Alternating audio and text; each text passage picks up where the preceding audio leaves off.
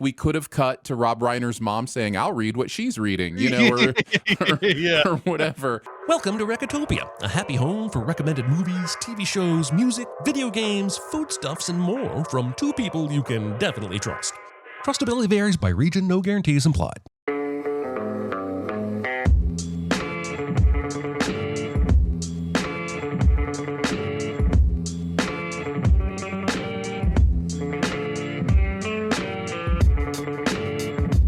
And now, here are your hosts, Chris Atkinson and Aaron Dicer. I've tried so hard to keep it within these walls, my own house. Because you would go out tonight, the whole of London knows it. If I could only get inside that brain of yours and understand what makes you do these crazy, twisted things. Gregory, are you trying to tell me I'm insane? Hello, everybody. It's Recotopia episode 116. I'm Chris Atkinson, joined by Aaron Dicer. Kindly host Inarinos. Almost I forgot. was beginning to wonder if I was not being heard for some reason. I said it. You didn't hear it? Let the gaslighting begin, I guess. Today's big recommend is Gaslight from 1944. And once again, would like to welcome Chet for coming out here and watching us talk about movies on a Tuesday.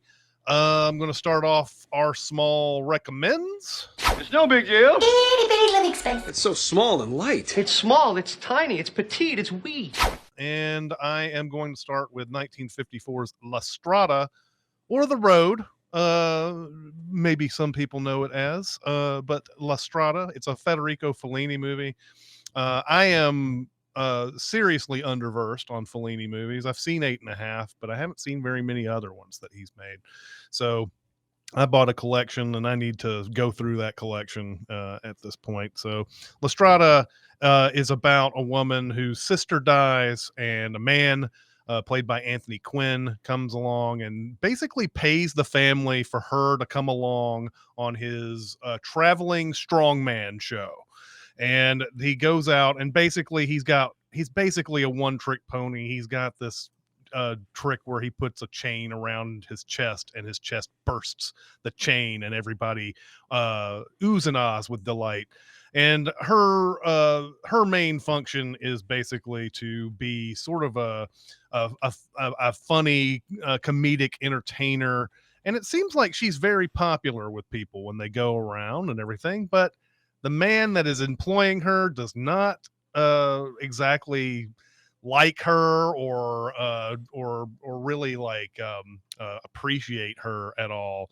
And so a lot of this movie is about her, like, should she just run away from this dude? This dude's abusive.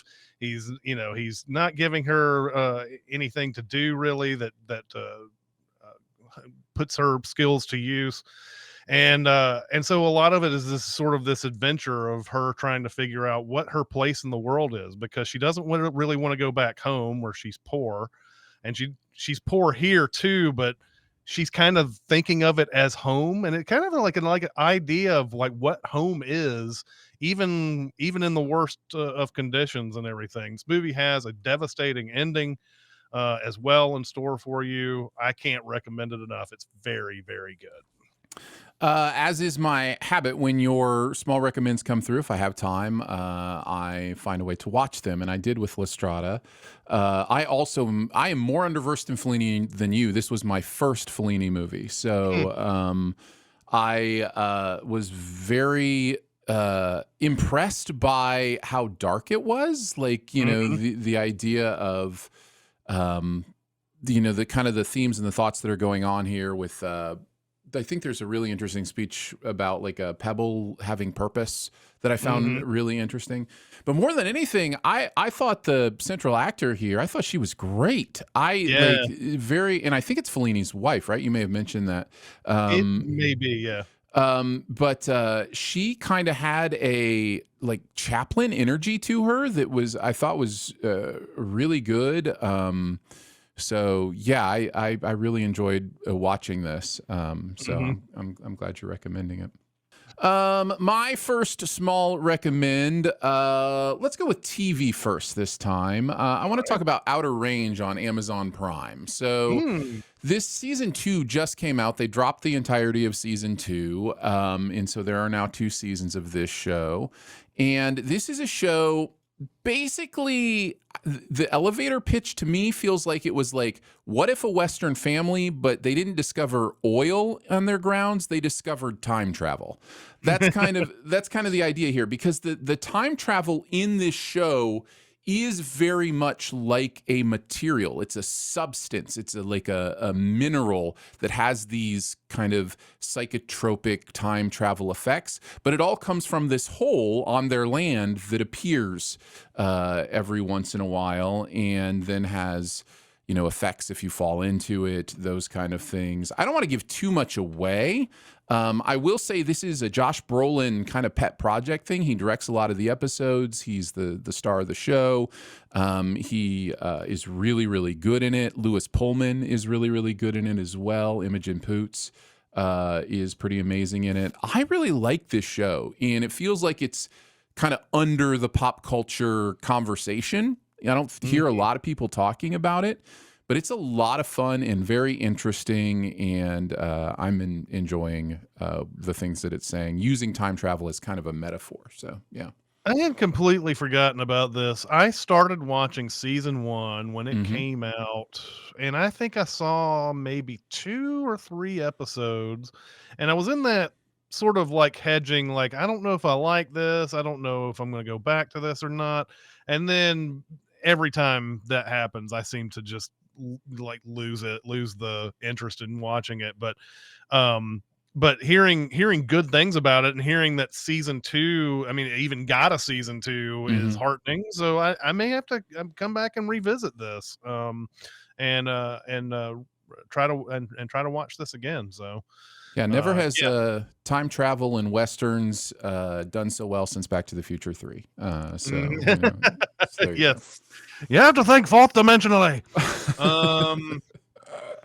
Another small recommend. I feel like we've small and big recommended Catherine Bigelow a bunch on this show. I may be responsible for all of them, but Detroit from 2017 is a movie that I had not seen, and I had heard good things about for as long as you know, when it came out, and then afterwards when it seemed to get kind of a following and everything. But this movie is about 1967 Detroit during the race riots of the summer of 1967, and it follows several different groups of people. It follows these cops headed by Will Poulter. It follows John Boyega, who is a security guard at a grocery store, and it follows these people, part of a group of singers, of Motown singers called the Dramatics, and it sort of follows their lives around until it all culminates where every single one of these characters is at the Algiers Hotel. And the Algiers Hotel, the reason why there's a big incident that happens here is there's this, during the race riots, there's these talk of snipers, and they've even brought the army in and everything to try to battle snipers in buildings and everything. And someone in the Algiers Hotel with a gun that doesn't even really fire bullets shoots outside towards the National Guard, and that sends police and the army running towards this hotel. And of course, if you've seen any kind of movie like this, you know the police do not act very well during all of this, as they try to find the shooter and even kill people on the way to trying to find who shot that gun. And it's very tense, and it's very well made. Catherine Bigelow, once again, she may know a thing or two about making movies, and this is very good. So I recommend it. I echo that recommendation. I saw it when it came out, and I haven't seen it since, so I'm a bit on the details. But I remember really, really thinking that it fit together well, and that it held that tension of what it was trying to do really, really well. So yeah, I recommend it as well.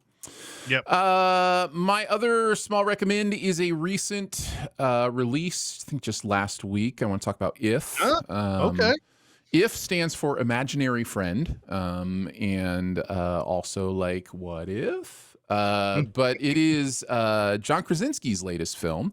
I think I really like Krasinski as a director. I think it's nice that he's trying to do something different than A Quiet Place, right? This is very much a down the line family film, good feelings, humorous situations kind of movie. It feels very Pixar. Like it feels like a live action Pixar, if you want. And that's going to hit me in all the right places. I love a movie that isn't afraid to wear its sweetness, its emotional moments on its sleeve, and this movie does that. So if that is something that's going to be annoying to you, then totally get it. But for me, I thought the emotional beats in this worked just as well as the comedy beats, and I think they both worked really, really well. I always dig hanging out with Ryan Reynolds. I like his shtick. It hasn't gotten old for me yet, and so I think he's a really fun part of this.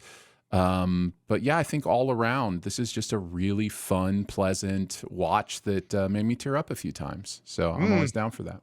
Yep. Yet another one of these movies that have come out this summer where they're like, this didn't make as much money as we thought it would. Failure. That's right. Maybe we just need to lower our expectations of the modern idea of what the box office should be. Maybe. I think so. And maybe we should lower our budgets on these movies too. And maybe that as well. All right. That takes us into our big recommend, which is Gaslight from 1944. I'm fine. It's just that you're so big. It's so huge. It's a good rule, but this is bigger than rules. It's bigger on the inside. Is it? I noticed. Man, this is one of those where I wrote notes and I was like, man, is this going to be too long? Because everything matters in this movie. Sure. So I will start off, and if it goes too long, so be it. We will make the most of it. So our movie begins with some well-timed newspaper position as we see the movie begins in the year 1875 and the unsolved murder of singer Alice Alquist remains unsolved in the Thornton Square section of London. 29-year-old, 12-year-old Paula Alquist, played by Ingrid Bergman, is the niece of the deceased and is being sent to Italy to get away from the murder house and to study singing under Signor Guardi. Fast forward 10 years, and the now 29-year-old, 22-year-old Paula is singing a tragedy, but is way too chipper about it. Guardi notices that she's become happier over the last 2 weeks, which has made her singing terrible for the subject matter. What's making her happier? It's a man, and it could be anybody. It could even be that pianist who excused himself to leave just a second ago. Guardi suggests that she should pursue her happiness and not worry about the stupid singing. Paula runs out to meet her secret man, who turns out to be the pianist. His name is Gregory Anton, played by Charles Boyer. And they're apparently madly in love after 2 short weeks. Paula tells him she'd like to have time to herself for a week, and they agree to that. So she ships off on a train to Lake Como. On the train there, she sits next to an old lady having an orgasm, reading a book about murder. And then she spoils it for Paula. We find out the older lady, Miss Thwaites, a.k.a. Diggy Biscuits, is going back home. Wouldn't you know it? To Thornton Square. Because Paula is unable to hide that the name means something to her, Miss Thwaites gets mad and inquisitive about how she knows it. And oh, by the way, did you know a murder happened there? It would suck if anyone you knew was affected by that murder, Paula. Dear heavens. This trip to Lake Como isn't going to be by herself after all, as Gregory is already waiting for her when she gets off the train. Fast forward to the morning after the XXX throwdown, we find out that they're gonna get married. Gregory asks Paula where she would like to live, and after a few wrong fantasy guesses, Gregory says, "What about London? I don't know, maybe in a house somewhere in one of them squares I keep hearing about." Paula informs Gregory that she inherited her aunt's house in Thornton Square and that a murder happened there once. But is that the sort of thing you're talking about? Paula puts her head underneath Gregory so that when she describes the old house as a house of horror, she won't see Gregory's eyebrows practically arch out of the frame. She then throws out some ironic dialogue about how she's not afraid anymore because of him. After a brief exchange with the busybody T. Diggy outside of 9 Thornton Square, Paula gets a look inside the old murder house after 10 years, and a trip down memory lane in an old trophy case brings many happy stories, including the story of a missing glove that will somehow factor into the plot of this movie. Paula even unsheaths a painting of her aunt that looks a lot like her, and then Paula is reminded that she found her aunt's dead body right there below the painting. After relating what she knew about the murder, she doesn't think she can stay there, but decides that she needs to make her husband happy and stay after all. A decision is made to remove all these old memories from the drawing room to the attic, where there are all sorts of meaningless trunks and costumes, and who would ever want anything that's up there? And hell, we'll board it up too and fill the drawing room with new things. They uncover a piano, which makes Gregory play some music that is deeply associated with Alice, and it has sheet music, which just so happens to have a letter written by a Sergius Bauer to Alice just 2 days before her death, and this letter proves, beyond a shadow of a doubt, that Scotland Yard took a holiday during the investigation of Alice's murder. Hearing the name Sergius Bauer makes Gregory pound the piano keys in a sudden rage, which he claims is because all the memories of the house upset Paula so, and thus the whatever term that means telling someone that someone is or isn't happening despite evidence to the contrary begins. Gregory pockets the letter in a move that will certainly not come back to bite him later. We fast forward a bit through a conversation by Limp Biscuits and the house cook. We find out that the Antons still haven't had visitors after a few months. And then that Gregory has been telling people, including Paula herself, that she's ill. The cook walks in to hear a new maid being hired. Saucy 18-year-old Angela Lansbury playing Nancy. Gregory tells Nancy that she shouldn't worry Paula about anything, and that Paula is very particular about things, which immediately starts making Nancy hate Paula, and it shows that Paula is not the only person Gregory lies to in this movie. Gregory and Paula are about to walk around town for the first time since they've moved in, and he even gives her a family brooch, but it has a weak pin that makes it hard to fasten to Paula's dress, which gives Gregory the opportunity to tell her that she needs to be careful with it because she loses things all the time. She doesn't recall this happening before, but whatever. Gregory very intentionally sticks the brooch into Paula's purse as she watches. While getting some torture and execution lessons at the Tower of London, Paula notices the brooch missing and then starts feeling horrible. It's here we meet our last principal character, Brian Cameron, played by Joseph Cotton, who believes he's seen the ghost of Alice Alquist walking around. A doff and a nod between he and Paula makes Gregory suspicious of the man. And now it's time to take a look at the crown jewels, a room full of former princes, diamonds and pearls that would make the treasures in Prince's Diamonds and Pearls jealous. Gregory seems to know everything about these jewels, even without looking at the guidebook. Back at home, we find out that Gregory has been going out every night to a room he's rented to work on his pianist skills. And I do mean penis skills. I think he's working to be a penis, not a pianist. Gregory asks Paula for the brooch so that he can get it repaired. She admits she can't find it, and now she's having to come to terms that she just might be forgetful and loses things all the time. So much so that when an actual lapse in memory happens, it goes a long way to proving it to her. When she tells Nancy to have a fire ready for Gregory when he gets back to the house, Nancy tells her that she's already told her that. This is where the gaslight in Paula's room suddenly dims, and we are told that no one could be using any competing gas anywhere else in the house. Paula starts hearing someone walking around above her room. Brian comes by the next day, where he notices from afar that Paula appears to have a minute case of agoraphobia, which makes him curious. At Scotland Yard, we find out Brian is an assistant to the head honcho there, and that the head honcho is none too pleased to find out that Brian's been looking through the long-closed Alice Alquist file. Asked why he's doing it, Brian relates a story of meeting Alice Alquist when he was 12 and how she gave him one of her gloves at a performance. The head honcho believes Brian is love-struck by Paula and that you shouldn't take cases just to meet women. But also, maybe you shouldn't take cases just because you think something weird is going on and you have no suspicion of an actual crime. That will not be this movie's philosophy going forward. However, we find out that one part of the case that was not explored was the case of the missing jewels that were never found. This was not part of the case file because a royal prince of some other country that gave Alice the jewels dropped all inquiries into it. Brian surmises correctly that Alice was murdered over them. Why would someone want jewels when they can't sell them anywhere? Who in the world, and specifically in this film, even has a desire for jewels?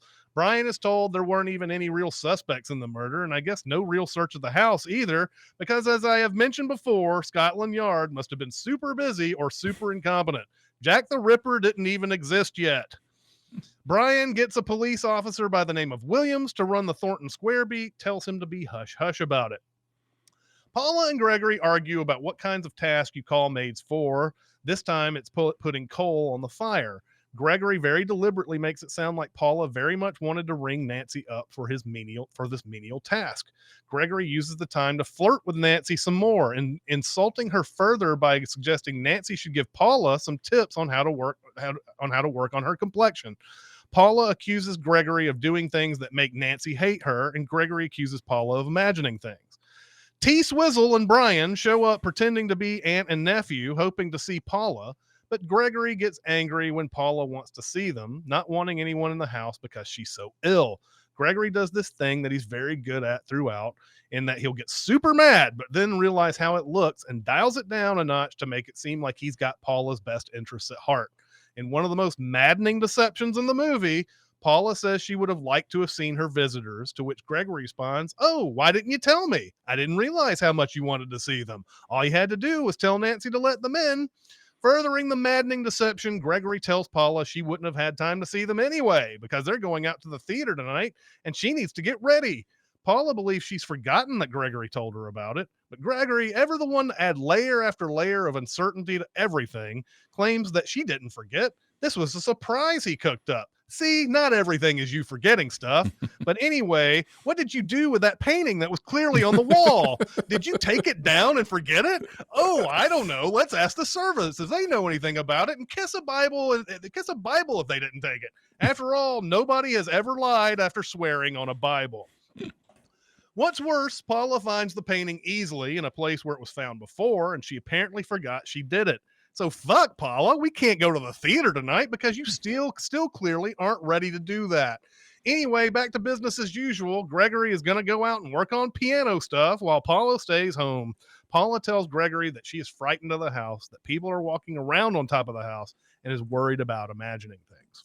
Another event, a party/concert, comes up that Paula wants to go to, hosted by a Lady Dalroy, but that Gregory is already canceled. Luckily, he wrote a letter that Lady Dalroy just happens to show to Brian, who pockets it. You never know when you'll need an old RSVP. She tells him that she wants to go and that she must go. Gregory does the whole "I didn't know this meant so much to you" bit, and they decide to go. Everything is an opportunity for Gregory, though, as he uses this event to force Paula into a mental breakdown in public.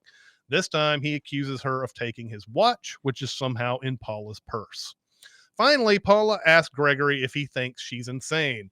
She suggests that this has been going on since the brooch, but even goes back further to when she found the letter. Gregory now dials up the biggest lie of the movie, in which she says on the day that she found the letter, she didn't have anything in her hands at all. And now he drops the bomb that he's been doing some research on Paula's mother, who he says was committed to a mental health institution and died there. As if that's not enough, Gregory tells Paula that the reason she must have wanted to go to the concert was to meet Brian. And this might be the first time in the movie where Gregory's own paranoia leads to incidental gaslighting, which of course Gregory turns into actual gaslighting by the end of the scene. During the foggiest night in London's history, Gregory walks to his supposed workspace, being followed by Williams, the cop. Gregory somehow disappears in the middle of all this, leading Brian to ask where he could possibly go in this immediate area. There's an abandoned house, but why would he go there? And is he using a different entrance into his own house? Why would he do that? Back at the house, Paula is experiencing the same stuff as usual. Footsteps above her head, gaslight dimming where she stands. Paula screams for Elizabeth and asks about the gas, which she has no answer for, and asks if she can hear the footsteps, which she can't because she's hard of hearing. Williams tells Brian that in his conversation with Nancy, she seems to think Paula is going to be going away for a while, and that Gregory still wants Nancy to take care of him while she's away. Brian comes up with a plan to see Paula while Gregory is away at night. Despite Elizabeth's protests, Brian pushes his way into the house, and despite Paula's protests, he pushes his way upstairs, buying her trust with her aunt's glove that she gave him years ago. Thank God he was in love with her aunt so many years ago. Brian notices the gaslight dim, which heartens Paula to the fullest, and she tells him that the gas goes down shortly after Gregory leaves, and she hears footsteps, and then the gaslight goes back up, and he comes back shortly after. When Brian gets a closer look at Paula's room, he hears the footsteps, and when Paula asks who that could be, he tells her, Mrs. Anton, you know, don't you? And after some denial comes the right answer. She gives the right answer on her own. Brian tells Paula that Gregory has been going through the abandoned building to the roof and across the rooftops back to the attic. And it's here you realize, holy shit, everything in the fucking world fell into place for Gregory's plan, didn't it? He makes the niece fall in love with him and marry him. They move into the old house. His gaslighting worked to perfection, and he's got an abandoned house where he can just go up to the roof and re-enter his own house undetected. It's pretty clear this attic has a lot of Alice's old stuff in it, and Gregory has been looking for the prized jewels up there all along, and it somehow has taken 3 months for him to look through this shit. Luckily for Brian's suspicions, Gregory finds the jewels on the very night he's come out to snoop. Brian, never to be denied doing shady shit to prove himself right, goes and unlocks Gregory's desk, where he notices a missing gun. Paula finds the letter that Gregory says she imagined. What luck! When Paula mentions Sergius Bauer, Brian says, "Why? That's the pianist that worked with your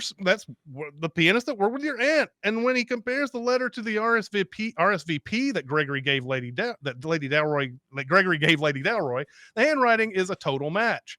Dun dun dun! Sergius Bauer is Gregory Anton, and he killed your aunt for some famous jewels. After strangling Alice, he got scared away by the 29-year-old, 12-year-old Paula. While Brian tries to officially convince Paula of everything that's going on, the gaslight goes back up, indicating that Gregory is done. But as he's about to leave the attic, he notices something gleaming down below and notices the jewels have been sewn into some clothing that Alice wore. Gregory observes the jewels and mentally says, "My precious." Anyway, shit, they were on the same dress that she wore in the painting. Fuck. Gregory says fuck it with appearances now and uses the boarded up entrance to enter the house instead of going through all the other nonsense. Seems as if the boarding up was just another deception because he's got a key to what looks like a door disguised as a board up job. Gregory notices his desk has been tampered with.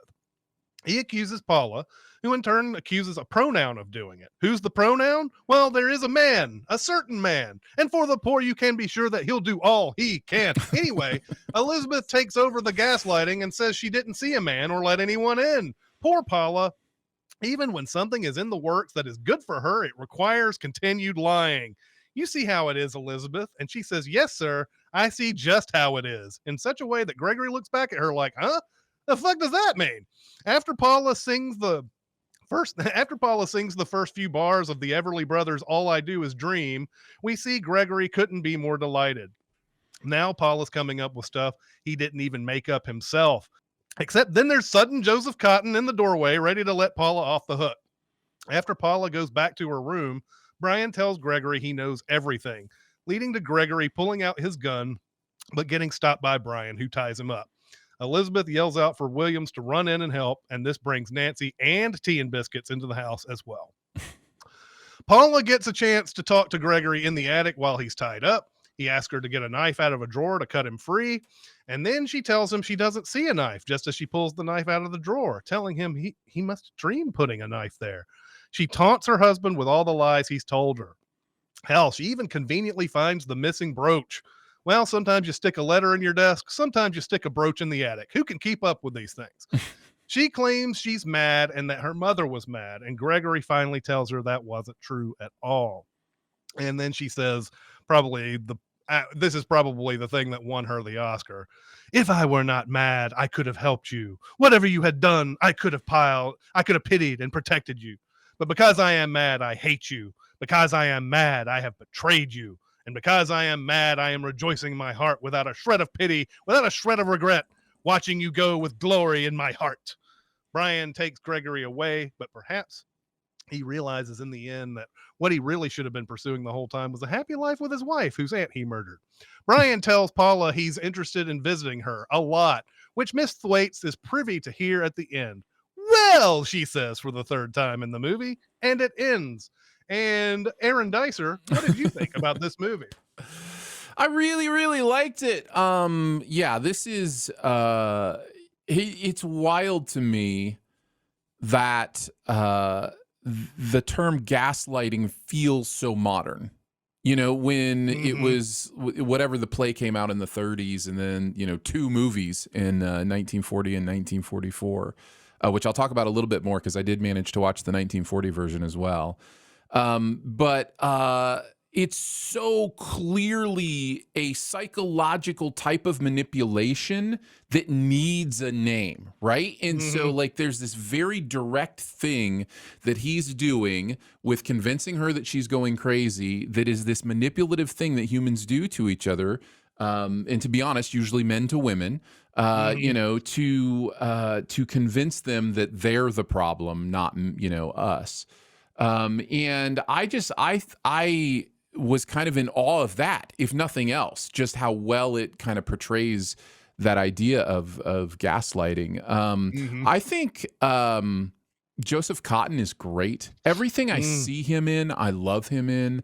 I think the first thing I ever saw him in was when I was going through all Hitchcock stuff when I was much younger, in Shadow of a Doubt. He's Uncle Charlie in Shadow of a Doubt, which would make a crazy good double feature, by the way, with Gaslight. Is not my choice, but has a lot of the similar thing. It's technically not gaslighting what he's doing. He's just hiding, and you know, his Charlie figures him out. But he's so good, and just to see him kind of in a simpler, like, I'm going to figure this out kind of role, I really liked. You mentioned how crazy excited that woman is about reading murder stories. And you're absolutely right. Like, we could have cut to Rob Reiner's mom saying, I'll read what she's reading, you know, or whatever. After that scene, I actually had that noted down. Lansbury is a revelation at 18 years old, 17, I guess, when they started filming. There was a story I read in the trivia that she has a smoking scene, and they wouldn't let her do the smoking until she was actually 18. So they actually had to hold off filming that scene until she turned 18. Wow. So I found that interesting, but she's absolutely incredible in this. The final scene is so good. I think, like, if I were to boil down, like, why this movie was as successful as it was and why the story works as well as it does, it is that turn that's made it's made twice, actually, towards the end. Both the Joseph Cotton character makes it and she makes it, where his words, his lies get turned back on him. Like, Cotton says something like, you know, well, I'm a ghost, I'm an apparition, so, you know, my motives don't even matter, or whatever he says, you know. And then her thing with the knife is just such a classic line, where she's like, are you suggesting that there's a knife that I'm holding in my hand? I don't see, maybe there's not a knife. I don't see a knife. It's just, it's such good stuff.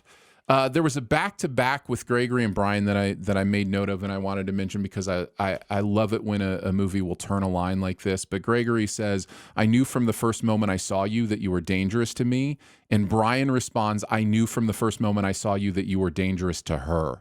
And it's this real great look at perspective, right? Like, you know, the selfish perspective of Gregory versus the chivalrous perspective of Brian. So, I found that really interesting as well. I'll let you talk for a little bit more, and then maybe I can mention some of the 1940 stuff. But is there anything else that you kind of wanted to go into with the movie? I mean, really, the only thing I want to say here is that the piling on of the deception is expertly done, and you know, it's done, and you know, you talked about it at the beginning.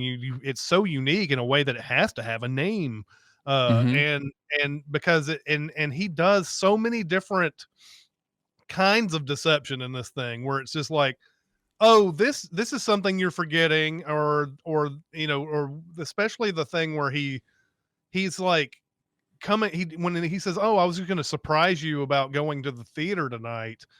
And then and that just turns out to be its own weird deception, because it still makes her feel like she's forgetting things, even when he's telling the truth to her and everything. And you can see it in he's not happy at first with that they're going to that concert or whatever, but you can see him as he's getting prepared up in his room. he's like, you can pretty much see the light bulb come up above his head. He's like, oh, I know what I can do with this. This will be perfect, you know?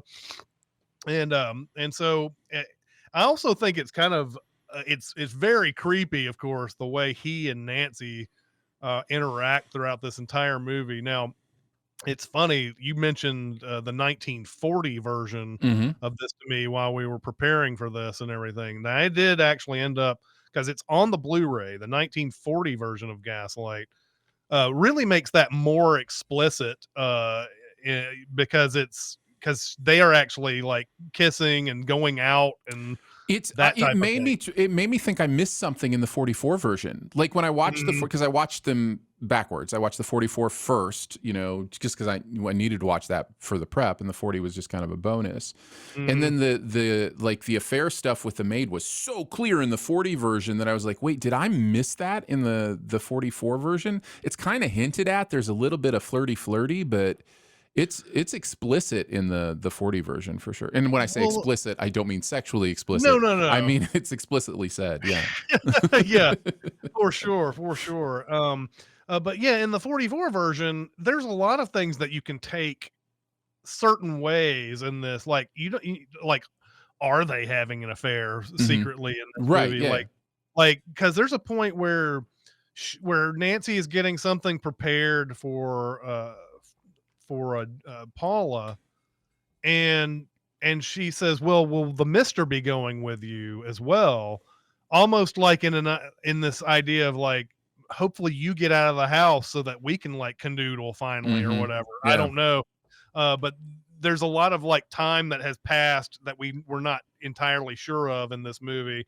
But that was a thing that was sort of the undercurrent of this whole thing. They kind of make her Nancy out to be like, oh boy, does she like to go around with men? You know, it's like but I don't know if they really are judging her all that much, even for a 1940s movie. No, I don't think so.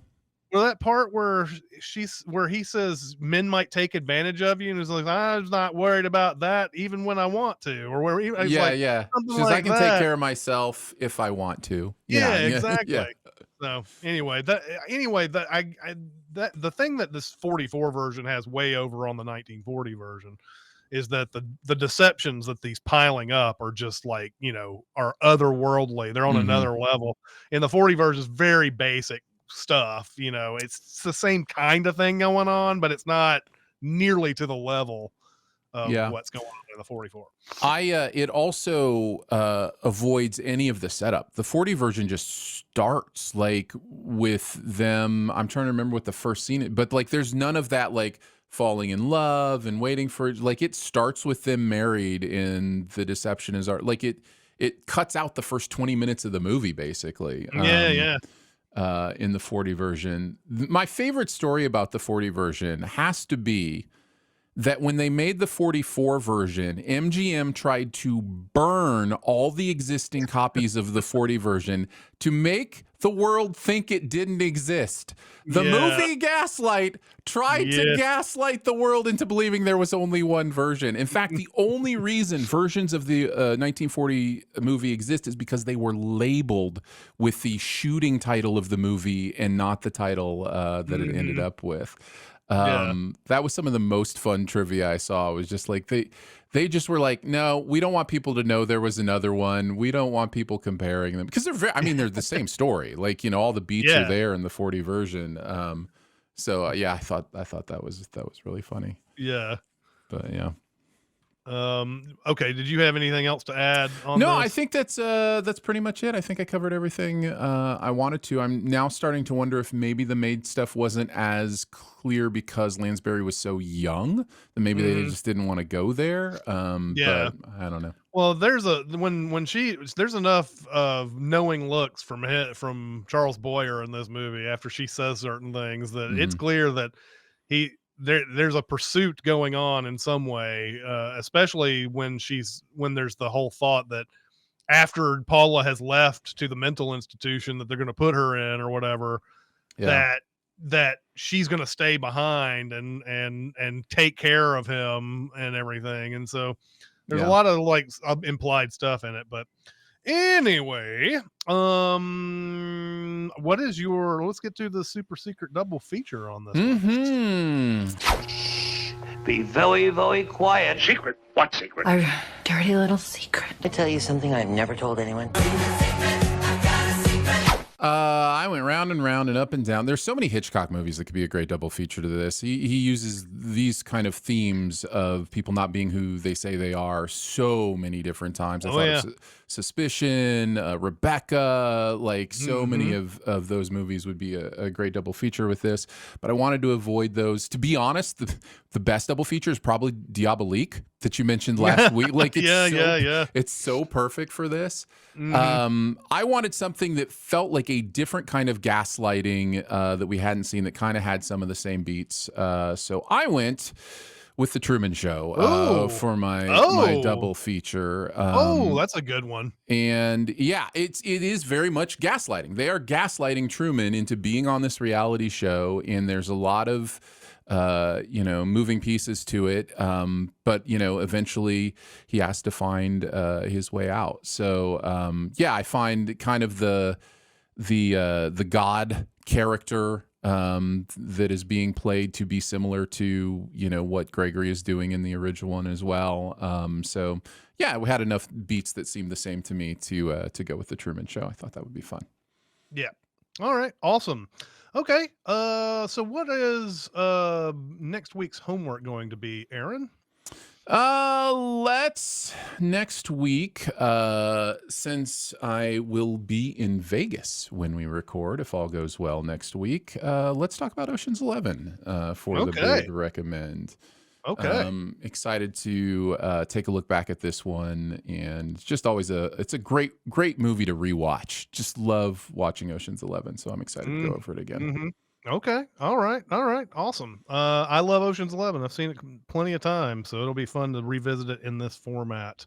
All right. Looks like we have some time for some questions. Question. I got something to say. I want the truth. I am listening. Any memorable movie attending moments you haven't told the stories about or haven't told in a long time? Movie attending moments. I was just thinking the other day about my Dumbo 2019 version movie experience, movie attending moments. Okay. So there were several things that when this was at an IMAX screen, and this about partway through I don't know how to explain it, but you know how like on like a Windows operating system or an Apple operating system, you have the programs down at the bottom or whatever?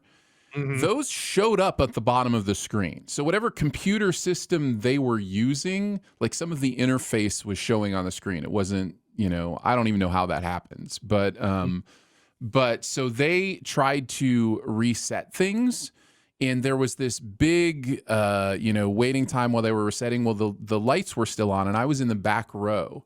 So I started doing shadow puppets during this, break, and just, doing like a rabbit or whatever, because I could reach, I'm tall and the light was right there. And so I would do that and just did a little play for all the kids to keep them occupied while we were waiting for Dumbo to come back.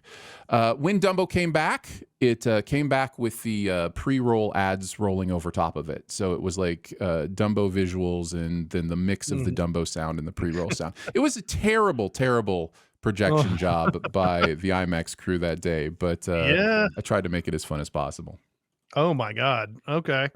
All right. So having worked in movie theaters from 1993 to 2013, I have quite a few of these, but the funnest one, and I don't know if this is the spirit of the question because it's movie attending. Like that sounds like to me, like I bought a ticket and went in, but the as far as just experience in a theater, there was an ice storm in Middle Tennessee. It's around 1995, 1996, December, January. And that was where I was at my first ever movie theater. And I was basically out when that happened. And so I didn't really want to go home with all the ice on the roads. And I don't remember how this happened, but I eventually called some friends to come over to the theater. And I don't remember if they were already there or if they came out after, like maybe we knew it was happening and wanted to get some people in. I don't know how this all occurred, but I got a bunch of friends to come out.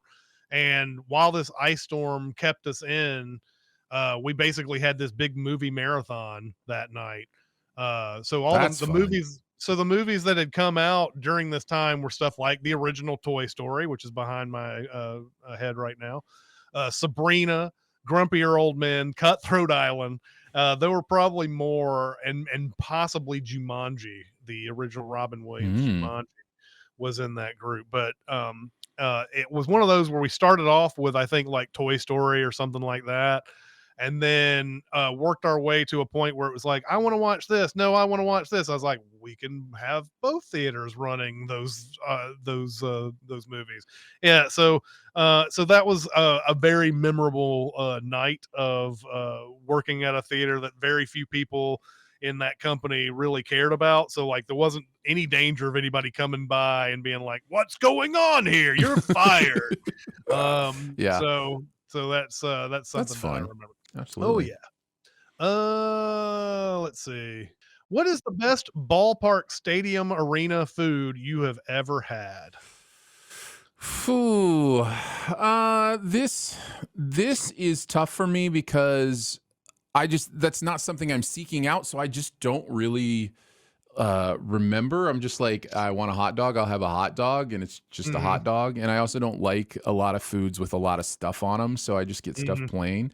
But I do remember there was the ice cream cup at the old baseball games with the wooden spoon.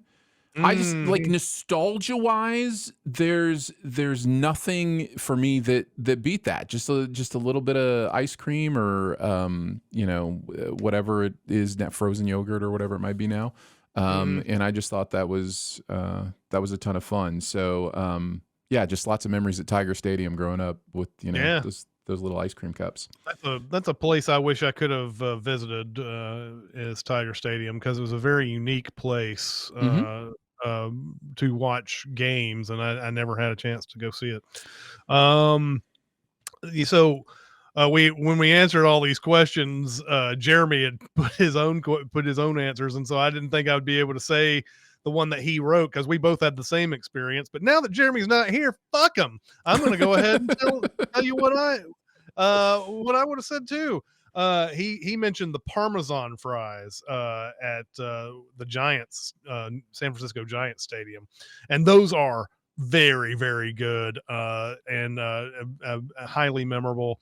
And I typically love I don't get hot dogs like these when I'm just getting hot dogs or whatever, but at a ballpark, you get the mustard and relish and all that other stuff. It's so good, man. I don't know what it is about it, but hot dogs in general, I did enjoy the Dodger dog when I was at Dodger Stadium and all that. So I would say those would be good.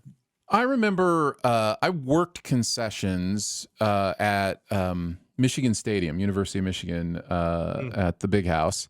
And we did it with our youth group or whatever. Like they would have, organizations or whatever come run some of the concessions. So I sold hot dogs and brats. And the thing that I think made them so different is they were put in the bun, pre-cooked, put in the bun, and then they're in tin foil, and then they're in a steamer. So that steamer, like, not only keeps them hot, but like the moisture is better on those dogs. I think it was one of those things where I was like, oh, this is why they taste different than just when I make them at home, because not only is the dog cooked, but the bun is also moister in the stadium dogs a lot of the time. So. Which I like a moist bread, a bread that's just kind of it's not dried out. So as long as it's not soggy, a moist right, bread exactly. can actually Yes. be very Yes. good. Yeah. Not wet bread. That's a bread too far, but Right. But Exactly. Going back to the chat on the previous question about movie experiences, I am sorry. I think it's Snow One. Says when I was like 10 or 11, me, my cousin, and brother all went to see The Rock, but it's rated R, and none of us are over 16. They sold us the tickets, then came back in to tell us we made a mistake. You three need to leave. Ethan says I saw Avengers Endgame in theaters with a friend who was out of his mind high and proceeded to throw up 30 minutes into the movie. It smelled so bad that I went into a different theater. By the way, speaking of that, Blair Witch Project will always be the vomit movie for me, because not that I did it, but working at Hollywood 27 when that movie came out, there were so many people who had thrown up in the theater or could not get to the bathroom in time, all that. And our auditorium 16 and 17 smelt like the stuff that you use to cover up the vomit for months afterwards. So it sucked. Let's see. James says I got to see Del Toro's Pinocchio in a theater, and an animator on the final shot was seated in the row in front of me on the East Coast, no less. Which reminds me, one of the other movie experiences I had was the movie Sunshine, which was at the Sunshine Theater in New York, which no longer exists, I don't think. That's fun. Yeah, and Danny Boyle was in the audience. He went out and did a Q&A, like 3 questions and answers afterwards. So that was really cool. As far as the venue food, there's any ice creams over those mini helmets, just hits different at the game. Yep, that's what I'm talking about. Yep. Brat at a Brewer game wasn't bad. I bet brats in Milwaukee are very, very good. Yeah. Yeah. And so, all right. It looks like we have maybe time for one more question. Right on. What movie character do you think you most identify with, whether it's because of who you really are or due to your interests or aspirations? I think Norval Barnes from Hudsucker Proxy. I identify a lot with that naivete, that, that innocence, that optimism. Like there's something about like, for kids, and everybody looks at me like I'm, an idiot, but there's something there. There's something simple there that, might be fun. So yeah, I think I have a Norval Barnes streak to me that comes out quite a bit. So yeah. I can totally see that, by the way. Can totally see that. Mine would be Albert Brooks in broadcast news. Yes. The thing about Albert Brooks in broadcast news is, he's very on top of everything. But then, of course, you put him in front of a camera and he starts, sweating and not being able to do the job exactly the way he has it in his head. And it's a disaster and everything. And I'm not saying this right here that I'm doing right now is a disaster. I don't have the same issues he's having with that. But talking about something that you really like, you've dedicated your life to, and you come to this one moment and it's a huge disaster. And the other thing is his relationship with Holly Hunter in that movie is a lot like stuff that I've had with women in the past. Where it's like we are the best of friends, we have the best relationship. Sure, go after William Hurt instead. That type of thing. And come talk to me about it. That's what I want. I want to hear all about you dating other people. Yes, exactly. Please tell me about that. And he has one of the most devastating lines of dialogue by the end, towards the end of it, where he says that he's I can't remember it right now, but I just remember it being just like one of the most hurtful things you can say to a person at the end of broadcast news. That's going to have to be a big recommend at one point. Yeah, definitely. And now here I am like, was it a big recommend while I was gone? Anyway, okay. That's going to do it for this episode. Thank you guys in chat so much for coming out and being part of the fun today.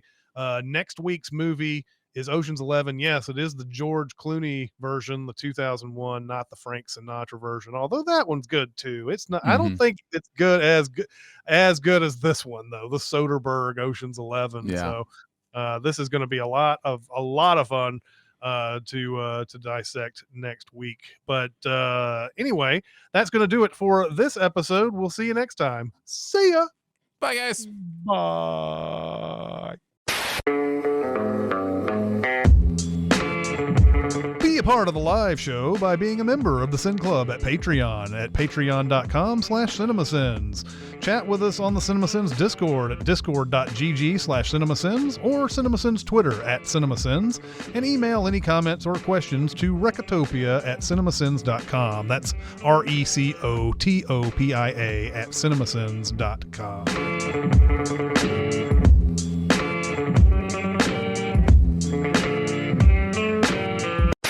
Ian has been using my camera. That dirty Brit. What's new in my world? Yes. Not terribly much new. I was wondering if you had seen the movie Pool Man. No, not that I remember. When's it from? It's come out this year. It's in theaters. It was Okay. directed by Chris Pine, and it stars Chris Pine. It also has Danny DeVito, Annette Bening. Interesting. I don't think I've even heard of it. Okay, so it's got horrible reviews. It's I think it was a 4.5 on the IMDb when I looked at it. Yes. Los Angeles has a new hero. Darren Barronman, an unwavering optimist and native Angelino, spends his days looking after the pool of a Tahitian tiki apartment block and fighting to make his hometown a better place to live. Yeah. So I'm not going to go right out and say this movie is good. I actually very strongly considered it making a small recommend. Ooh. This week, but because it fits in the area of Recca Warren back in the old days, Warren, I was just like, I'm gonna save that maybe for an outtake fodder or something like that. Right. But, Yeah. it's a really goofy, like Big Lebowski look at Chinatown, essentially. Oh. Like it's got a lot of the same little elements. Of course, it's got its own little twists and quirks and things like that. And your tolerance of the movie may be how much you tolerate Chris Pine. I think he's just so silly. He's silly enough in this movie and likable enough in this movie that it's worth watching. There are a lot of moments where you're sitting there going, what am I watching? What is going on? What in the world is this? But I'm kind of interested to see what other people think of this movie. All right. I had been told before I saw it that it was the worst movie I've seen in forever or whatever like that. The ratings on Letterboxd are very low. I just added it to my watch list, just based on the Recca warniness alone. Yeah. Like I said, I can't come right out and say, man, what a resounding home run this is. It's just it's one of those you got to see it to believe it kind of movies. Amsterdam. It kind of has that kind of weird, loose feel to it. Although I would maybe prefer Pool Man to Amsterdam. That's interesting. Yeah, I'm looking, you just scrolling the first page of Letterboxd or whatever, and somebody saw it, I guess, at TIFF last year, which is maybe where it premiered, maybe at TIFF last year. And the entire review is, we were supposed to watch this on 35 millimeter and the projector broke. After seeing the movie, I wish the digital projector broke too. I can imagine if you are prepped on this movie and like, this is Chris Pine's directorial debut. You like Chris Pine, don't you? He's in the movie too. And then you are delivered this, you're going to be like, yeah, what a piece of shit. What a terrible movie this is. But like, I don't know, man. And again, a lot of times it's all about your environment and when you watch the movie, what mood you're in when you watch the movie. Yeah. I don't know. It was kind of an experience. Yeah, I kind of felt the same way, or maybe not quite as high on it, but maybe in the Recca Warren category about the movie last year that Charlie Day did, that he directed, called Fool's Paradise. I don't know if you've seen this one, but It's basically a tribute to silent film in many ways. Charlie Day is like a, you know, I think I brought it up when we were doing, what's the movie where the guy, where Peter Sellers bumbles his way into everything, that we did for Recommend. I can't even remember the name. Being There? Being There. I think I brought this up at Being There because it's that same kind of character that just kind of bumbles their way into everything. And it has terrible reviews. Everybody hated it. And I watched it and I'm like, yeah, I can kind of find some things to like in this. This is kind of fun. I smiled a few times. So yeah, it kind of feels that way to me. But it's by no means a good movie. But I watched and I went, I kind of wish other people would watch this just because it's interesting, you know, like, it's different. Exactly. And I would take Pool Man over half the big budget blockbusters that come out. Yeah. And we, you know, we're like, well, there's a lot of room for these movies, but not room for this. You've got those special variable frame rate eyes that just adjust everything automatically. I guess. I don't know. I watched the full thing, like without, you know, just watch the full thing. What if I had just messaged everybody in the Sins team today and said, we're doing Gaslight, so I'd like to gaslight Chris on a few things today. And just had them do like, you know, first we'll start off you know, he didn't see that. And then, you know, I'll turn my sound down and say, no, that's just you, Chris. Oh my God. Oh, jeez. What a nightmare. Hey, it kind of reminds me of that. I hate bringing it up because it's so embarrassing, but that whole thing with Chekhov's gun. Oh, yeah. Where because I related Jeremy to Star Trek so much, I didn't even pay attention to the term Chekhov's gun at all. And there was a whole argument about the spelling of Chekhov, and I was like, this is his name right here in the movie. And everybody who's sane was like, what do you mean in the movie? It's Chekhov's gun, not Anton Chekhov. Or not what's his name? I don't even know. I just call him Chekhov, the guy from Star Trek. Because Anton Chekhov is, I think, what his name what Chekhov's gun is named after. Let's see. Where's Ian when you need him? Never, anywhere. I like, while you're looking that up, one of the things I like about seeing movie actors do Broadway is they are such different skill sets in many ways because it's live and in front of you. And when you watch a movie, who knows how many takes they did? Who knows why the director chose the take that they chose? In Broadway, like live stage acting is such an actor's place to be because the actor is making the choices. They are making the performance choices. And they are doing it in a way that, you know, can't be fixed in post. So it becomes very interesting to see, you know, Hugh Jackman has that skill set. Like, you know, he knows how to own a room live and to perform like that. The other one I saw was Jeff Daniels in the Sorkin version of To Kill a Mockingbird. And he had the same thing. He just owned the room and pulled it off so well. So yeah, it's interesting to see movie stars do that. Sutton Foster was the other. Yeah, Sutton Foster. She's so good. And she's so awesome. Of course, you know, people who really know their Broadway are like, how the fuck do you not remember Sutton Foster? Right.